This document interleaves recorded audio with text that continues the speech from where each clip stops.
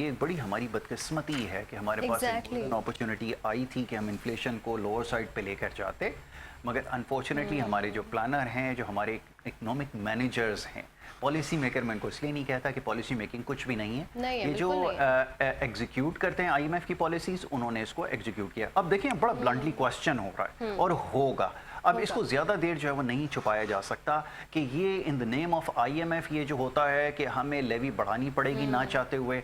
आप अब बजट के अंदर अनाउंस करने जा रहे हैं 300% का इंक्रीमेंट आप दे रहे हैं, मेंबर्स को दे रहे हैं, अपने जो सो कॉल्ड सिविल सर्वेंट हैं उनको दे रहे हैं, और न जाने कितनी मद में जो है आप इन सबको बढ़ा रहे हैं। तो ऐसी सूरत में आईएमएफ आपसे क्वेश्चन क्यों नहीं कर रहा कि आपको इनकी कोई ज़रूरत नहीं है। ऑन दी अदर हैंड जो सर्विस सेक्टर है वो और ज़्यादा आप उसको स्क्वीज करते जाएँ और उसके ऊपर टैक्स बर्डन डालते जाएं, लेवीज उसके ऊपर ऐड करते जाएं। यहाँ पर आईएमएफ ने आपको जो है वो छूट दे रखी है, तो ये सब अब नहीं चलेगा। और याद रखिए कि ये आपके पास लास्ट अपॉर्चुनिटी है।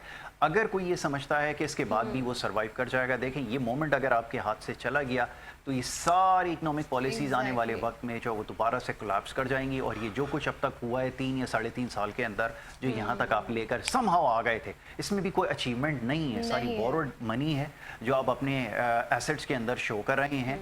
तो ये जब नीचे से निकल जाएगी तो आप दोबारा स्क्रैच पे होंगे और ये सिलसिला फिर आगे भी चलता रहेगा।